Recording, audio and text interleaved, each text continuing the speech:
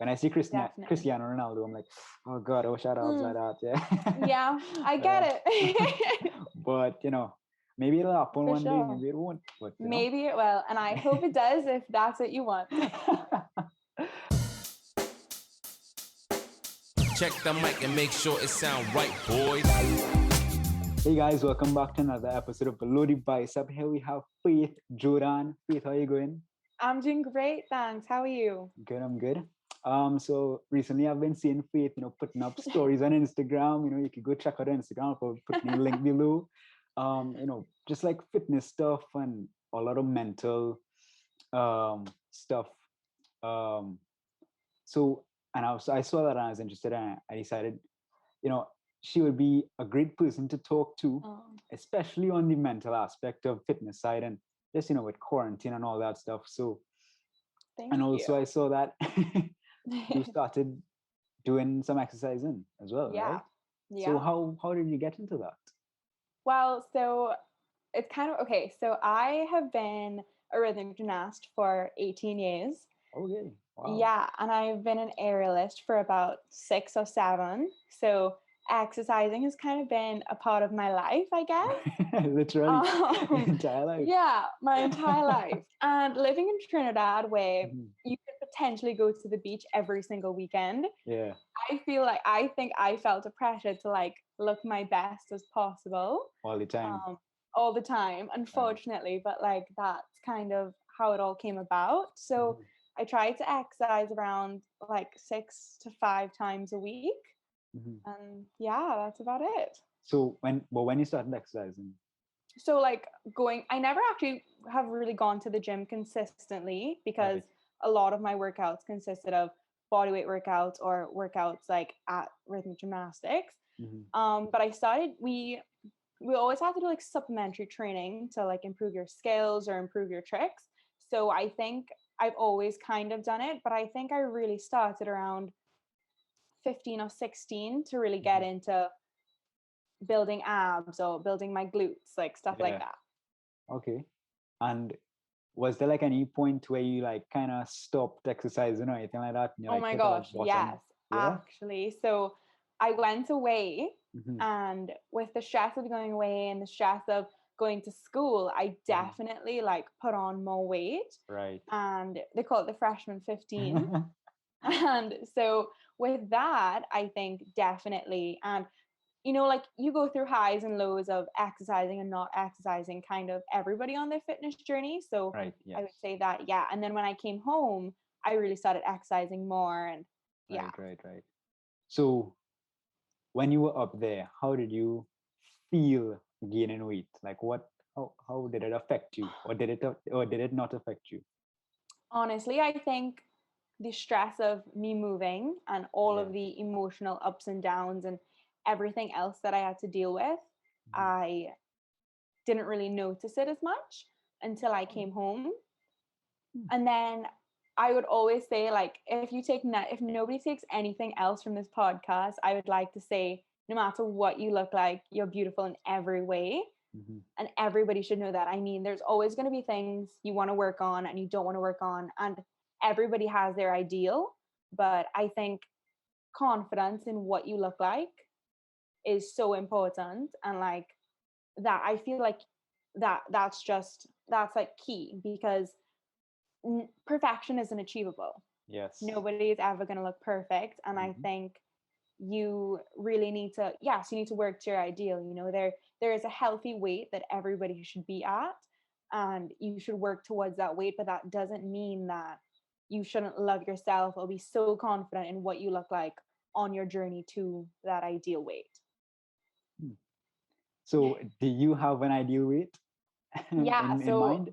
Yeah, I do. So my ideal weight's 145. Okay. And I think for me, because that's a healthy weight for my height, I'm 5'5". So 140, 150 is a healthy weight for myself.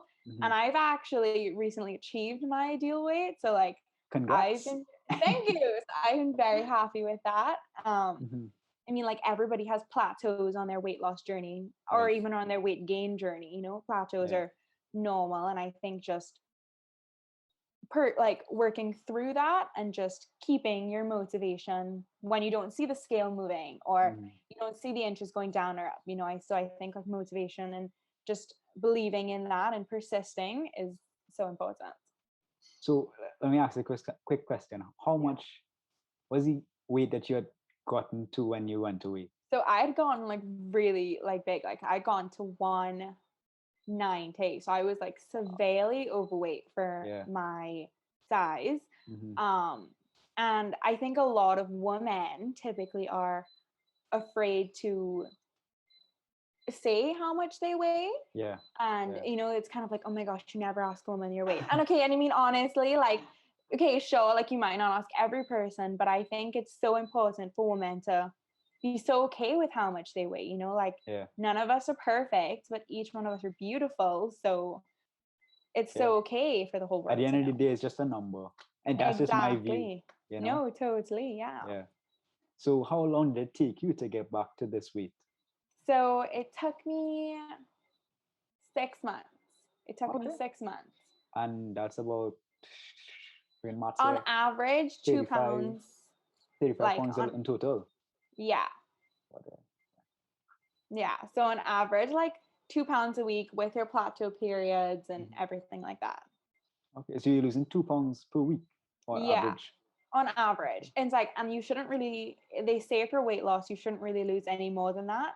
Because then you can start to lose too much weight and that can affect, like, you don't want, like, that can increase like stretch marks and all of those things, which are fine. But if you don't want to add any more to your body, 2 pounds is the safe amount usually to lose every week. Okay. And how did you go about losing this weight? Honestly, eating. Like that is the number one thing. And tracking your calories. Like you could be thinking you're eating so healthily. Right. And you're not actually, like you have to track your calories. And so for me and for a lot of women, like I'm a protein dominant burner, which means that I have to eat more protein to lose weight because my body stores carbohydrates and fat as like fat in my body. So I really needed to eat protein as well as carbs. Like don't cut out carbs. Like you need to eat carbs, but I needed to eat more protein than carbs and really just watch, like sugary drinks. I'm gluten intolerant, so no gluten, refined sugar, as much dairy as possible. And like no one is saying you can't have cheat days or cheat meals, but it's just all about finding them, like the 80-20. You eat 80% like good food and then 20% like cheat meals. Yeah. Okay.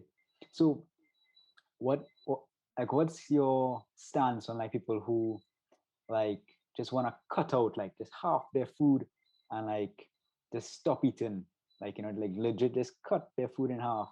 What kind of like mental like okay, so it's so hard because that can lead into eating disorders extremely quickly, and eating disorders are not healthy at all. And I've been there. I've been the cut everything, don't eat. I was like, when I was about 15, 16, like 17, I was about 120 pounds. Like I was so tiny for my size and for me personally. And my boyfriend laughs at me. He says that he finds I had a big head when he looks at pictures of me. So I would say that, and I put it all back on after that. I went to school and I put it all back on. So I would say losing weight extremely quickly, it gets you to look perfect in your mind. But I would say it's not sustainable. You can't not eat for your whole life. And for me, I don't want to not eat my whole life. I like food too much, True. So I think it's so important that you keep to a healthy diet and a healthy lifestyle, because you don't just want to be skinny. Like you don't, that's not all you want to be. You want to be healthy. You want to be fulfilled. You want more than just looks. And so I think pushing yourself to look a certain way unhealthily is it's not sustainable and it won't last. And you're going to do all that work and you're going to starve yourself and you're going to suffer And then what's it for if you're going to put it all back on at the end of the day, or you end up in the hospital, or it's just not worth it. Yeah. And a lot of people, they see society as a whole, and they view their opinion so much, and they try to create this aesthetic Yeah. and they try to appease the public and the Yeah. general, public, and that is not a healthy thing to do. It's also not possible. For Yeah. so like for me, like my ideal when I was 15, 16 was like people that look like Kendall Jenner or Victoria's Secret models. And frankly, I'm not 5'9" and I'm not 110 pounds, and I never will be, and it's not healthy for me to be. Right. And so I would say when you look for your ideal person or the body type you want to achieve, make sure it's actually possible.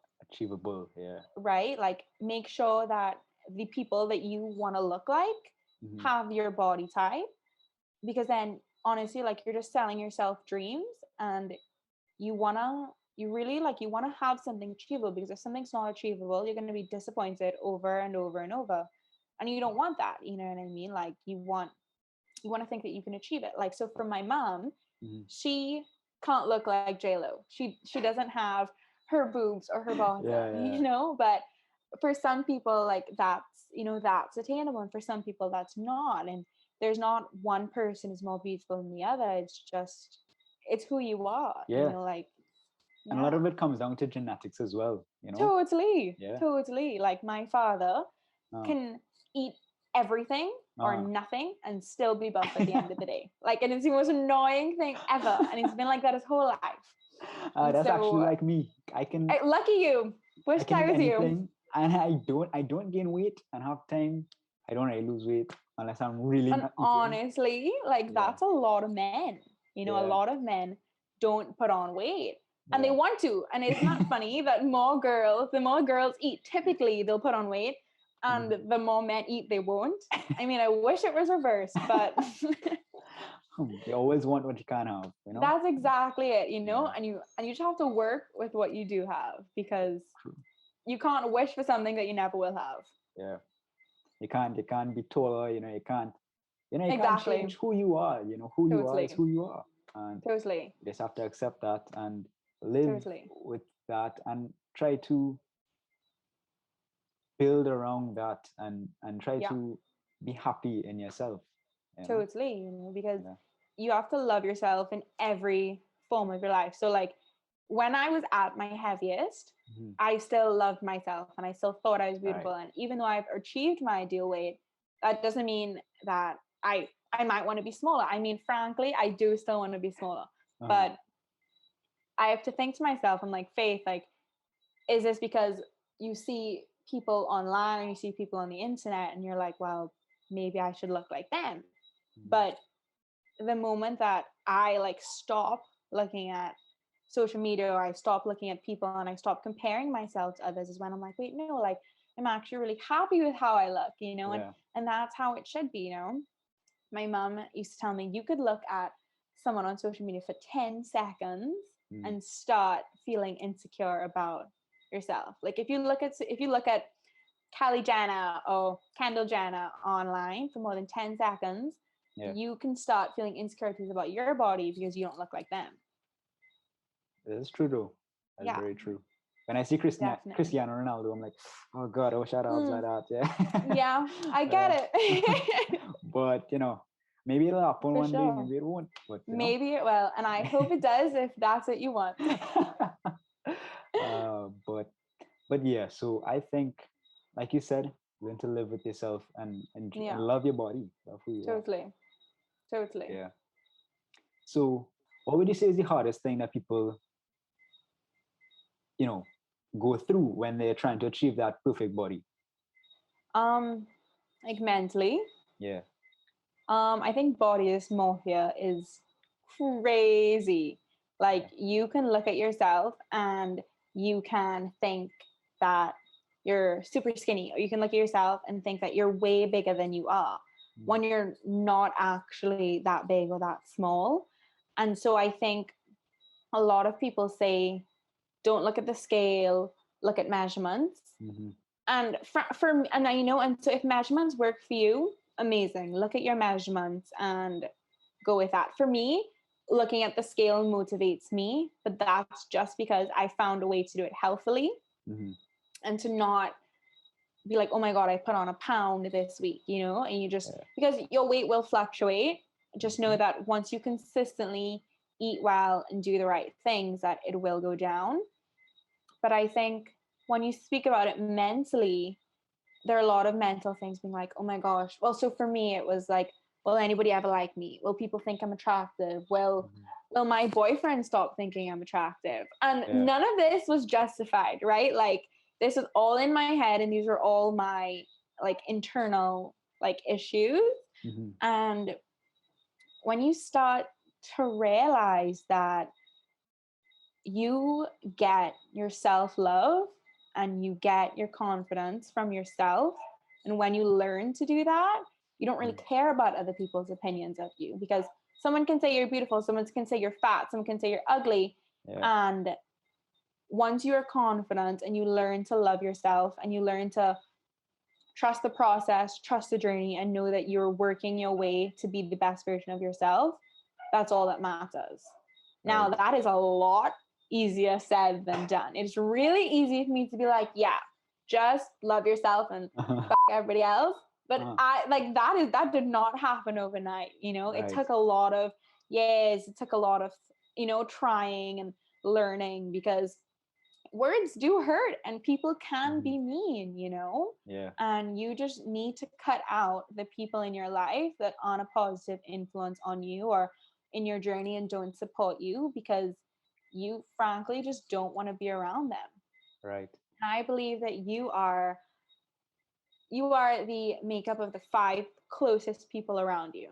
So the 5 people that you interact with the most, if they are not providing support and love and they aren't pushing you to be the best version of yourself, like, find other 5 people to be around, because you need that. You know, we are all at this age where we're very quickly transitioning into being adults, and it's really, really important to now understand that we need to grow up. We need to start being the best that we can be for ourselves, because 10 years and we're going to be 30. So wow. Oh my God. Yeah. It is a motor, you know, oh my God. Wow. It's crazy. 10 years ago, we were 10. Right? So very soon we are going to be adults. And I feel like we need to start now having people and surrounding ourselves with people that really push us to grow. Exactly. And be better. Because a lot of people, they hang out with people that don't necessarily bring them up or don't add value to them. But they stick around with them because they're like, you know, they're cool or whatever, or they do cool things. And, you know, that's not necessarily the best thing, especially when you're trying to improve yourself and go get and be better somewhere in life. Get better. And our definition of cool is gonna start changing. It is, because I remember being 15 and being like, oh my God, those people smoking in the back of the party. I was like, wow, they're so cool. And now I'm like, I'm like, sure, everybody has their recreational activities. Heck, I do it as well. I'm not gonna lie to anyone and be like, oh no, like, I don't do anything that's bad or that's not healthy, you know, but it's just everything in moderation. And some things less than other things. You know, like, you know, that, not saying that you have to grow up and it's no fun, no nothing. Like, our youth is over. Gosh, we're still only 20, but it is time for us to start shifting and adding things into our life that, you know, now like promote and like just help us get to this point in our life that we want to be at. Right. So Faith, what is one piece of advice that you want to, last piece of advice that you want to give to anybody out there that are, you know, going through their fitness journey, or they're having some mental problems, you know, just they're coming up and they're seeing themselves not really being who they want to be, and they're looking up at other people and it seems so out of reach, you know? I would say that you can achieve anything once you put your mind to it. Right. You don't ever let anyone feel like you can't achieve something or that you aren't good enough to make it, because I promise you, no matter how big or how small your dream is, you can do it no matter what. And I would say that when it comes to weight loss or weight gain and fitness specifically, there are times that you're going to be demotivated because you don't see the results that you want to overnight. But I promise you, once you continue working towards it, you for sure will achieve it. And if you're speaking not about fitness and just about like mental health or mental resilience in general, it's that everybody and everything that you have gone through and that you're going through, someone else has gone through it as well, and someone else has gotten over it as well. And so you will too. And it's just, it might take time and it might take a long time, but once you continue working on it, you continue working on yourself, you're going to be fine. And you're going to reach to a point where you're so happy with who you are and what you've achieved, and that's all that matters. I touched my right here. But Faith, now is the best part of the show. Okay. Last segment, chugging time. I'm ready. I am ready. I've lost the past couple times, but I think you might win this time, but I'll let you know. We'll see now. Okay, I'm like nervous now. Okay. Don't be. If anything, I should be nervous. Okay. Ready? 3. Oh my God, I'm gonna laugh. Wait. Okay, 3, 2, 1.